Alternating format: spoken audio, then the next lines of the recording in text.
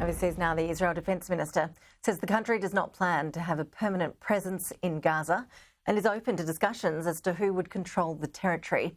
It comes as the United Nations described the situation in Gaza as catastrophic and aid into the enclave starts to diminish.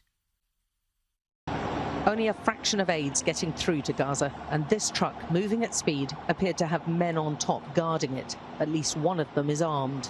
But this is sustenance, and it's in scarce supply. People are hungry, thirsty and desperate. This is a fight for drinking water, nothing more.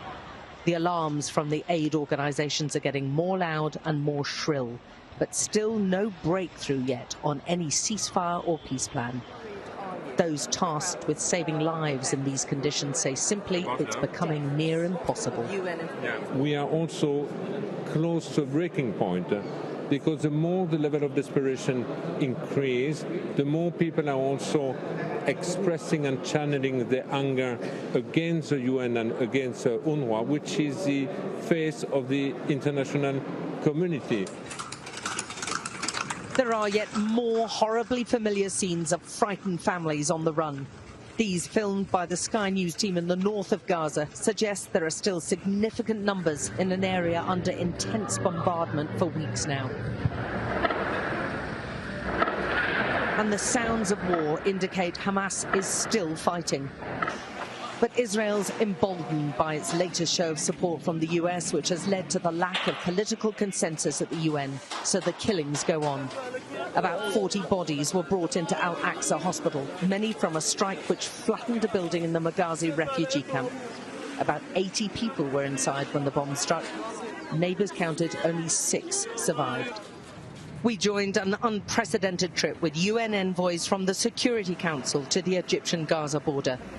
The group of diplomats was taken to see the lines of urgently needed aid trucks waiting to be taken into Gaza. The hastily organised tour by the UAE is aimed at getting more aid across the border and stopping the bombing.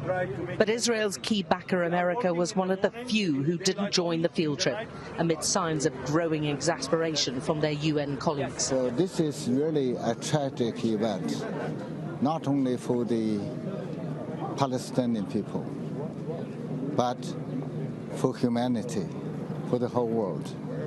We should not allow it to continue. It has been too long. The UAE has opened a field hospital in Gaza and had wanted to take the diplomats over, but security issues meant they had to make do with talking to medics inside the war zone remotely. This trip was all about galvanising minds, prompting fresh action and demonstrating what can be done. The UAE opened a desalination plant which they hope will provide fresh water for Gazans, for instance. But it also served to show how America is being isolated over this war. This is a code red. It is a code red. We have been sounding the alarm. The Secretary General has written a letter to the Security Council invoking Article 99 that this is a threat to international peace and security. We are at code red here. So if the international community does not respond at the speed and pace that is required, we are going to be facing an even more enormous challenge. The UN envoys could see and probably hear the war happening over the border, and it won't have been lost on them how throughout the debating there are still more than 100 hostages and lives are being snuffed out in Gaza with every day that passes. Lots and lots of them. Alex Crawford, Sky News on the Egyptian Gaza border.